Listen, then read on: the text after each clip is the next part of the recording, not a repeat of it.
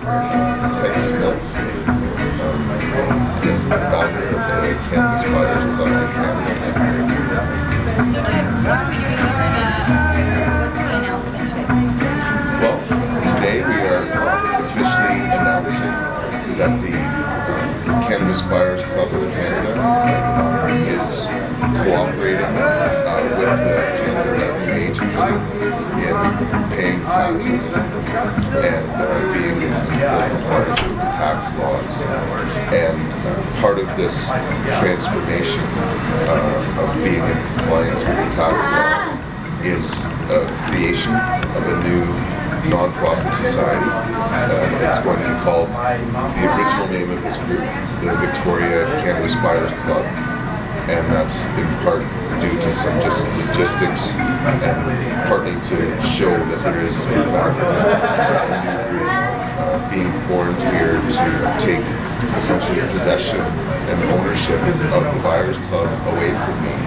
And in the near future, we don't have a date yet, but I will be transferring ownership over to this new non-profit society, and at that point we'll be making a living selling my textbook and taking in donations, selling other technology wares, and actually making a fully legal income outside of the Cannabis Buyers Club.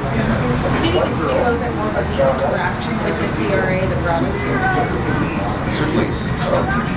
Last year, starting in January, we had a trial with my friend Owen Smith, who was arrested and charged with trafficking in THC for making cookies and skin products for the Buyers Club. Owen was in our bakery in the apartment, and he Nice, Gail. we were able in court to convince a judge that the medical regulations were unconstitutional for not allowing patients to make extracts of cannabis resin, hash, cookies, etc. And in the decision, the judge wrote that we were taking in approximately $6,000 a day, and we weren't paying or collecting HST or employee deductions. It's something I've never hidden from anyone. But the judgment was taken by the police to the CRA, and the CRA came here wanting our club to be in compliance with the tax laws, which is what we are proceeding today. Well, for the first 6 months of this year, I was given a bill of $147,000, and that doesn't include any employee deductions that I may be owed. We started to collect HST here in the store around July 28th, I think it was, at the end of July. So for over a month now, we've actually been giving out receipts and collecting HST that we are going to remit to the government at the end of this third quarter here. And so, as I say, we're doing what we can to get in compliance.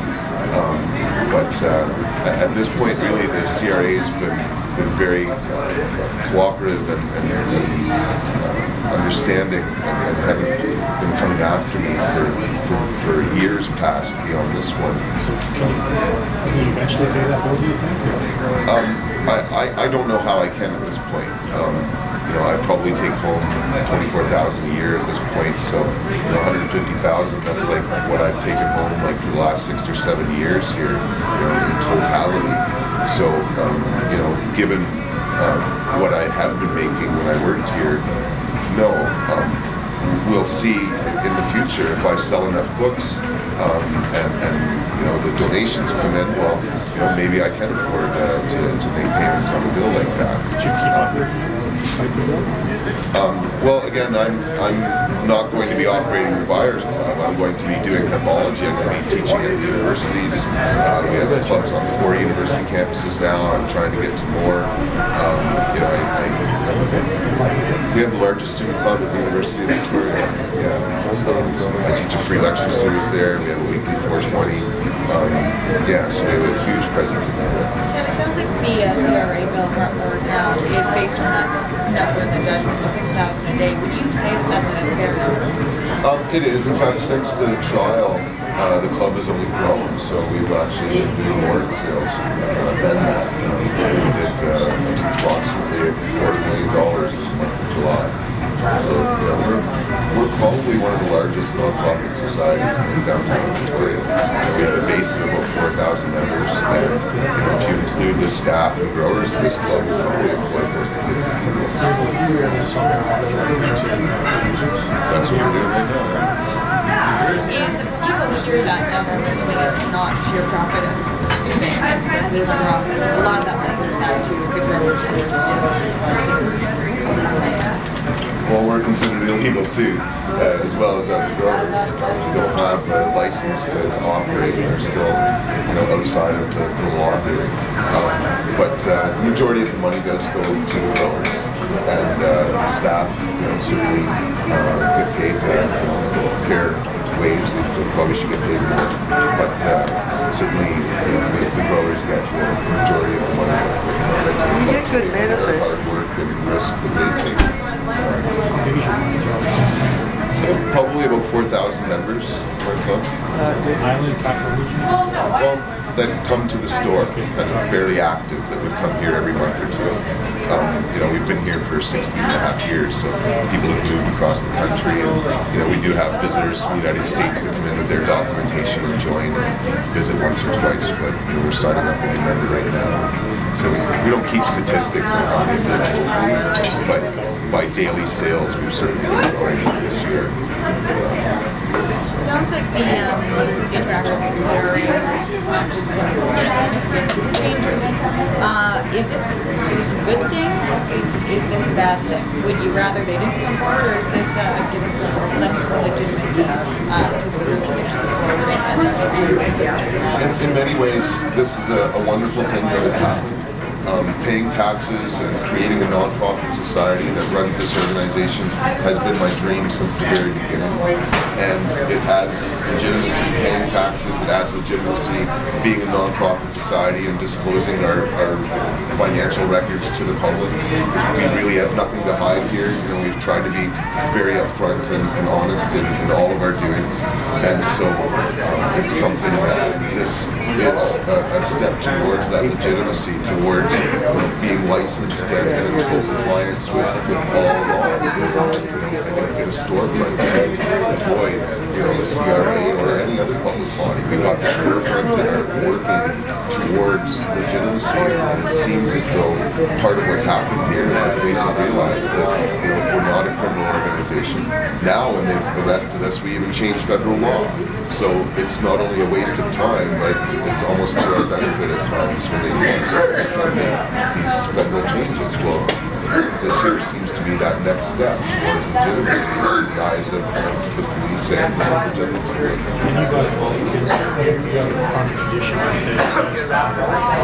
No, sir. I got involved for Hemology 101. I don't know if you saw my textbook over there, but I've worked on it for 17 years now.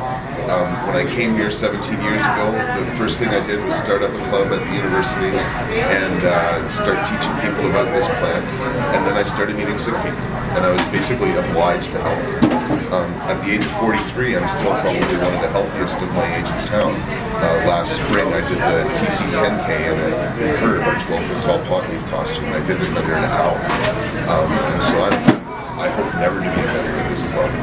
As I said earlier, this was meant from the very beginning to put people together that wanted to help, that needed the help, and so that's why this really. I was actually thinking of you mentioned the police and believe that it was the police who contacted the CRA.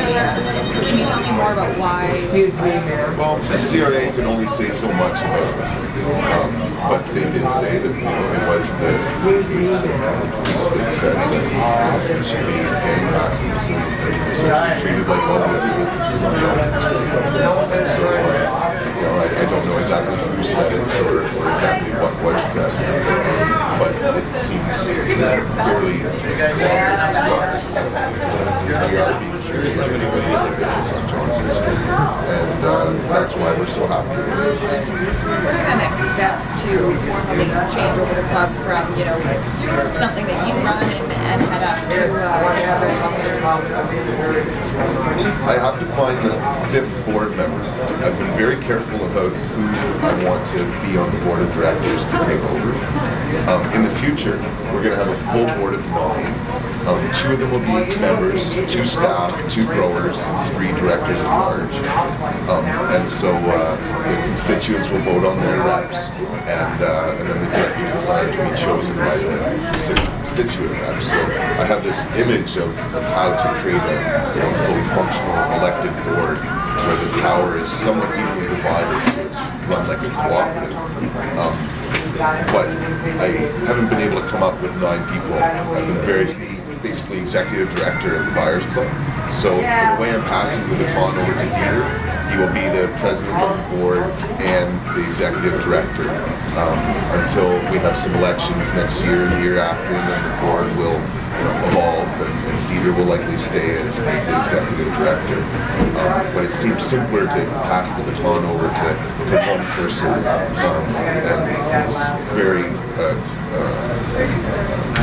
very competent in managing the club here. We have great faith and the staff being able to manage this place and the day-to-day functions without my help. I've been gone most of the summer on a book tour and barely been here. And so this almost collides with my dreams of touring the country with my book and doing all this education work, because I've been telling them for a while, like, get ready for me not being here. I'm going to be at universities, I'm going to Courtney this weekend for a music festival, and I'm doing other things now. I've done this for 16 years. Happy to see it, take its own life. Okay, that's all good, Jeff. If you have any more questions, John. Okay. Hey, Jeff. Have a great day. The only other question is, you talked about in the release you sent out there, the sale of the club. Can you speak to that? Slightly confused about the idea of turning into a non-profit, having a baton, and grow a sale of Okay, well, there's a lot of non-profit societies that are engaged in what's commonly known as community economic development, where the non-profit society says Salvation Army runs and operates a business and use the proceeds from that business to pay for services that the non-profit society does that don't pay them. And so, Women in Need is a wonderful example of a local Victorian group who provides, housing to women that are escaping abused relationships. And they have thrift stores going, and they use some of the goods that come into the thrift store to even give to these abused women. So, in a lot of ways, non-profit societies, I think, are best suited to run community businesses such as this. That way, there's still a community ownership model. It's not a government agency either, so there's a little bit more give and take that could happen in sort of a government institution. We really want this to become a government institution. We want this to be a truly community-owned organization. And so essentially, I'm going to be selling, the assets of the club, which really aren't that much, to this nonprofit group, likely for $420. That's the number we're thinking. All right. Well, thank you so much.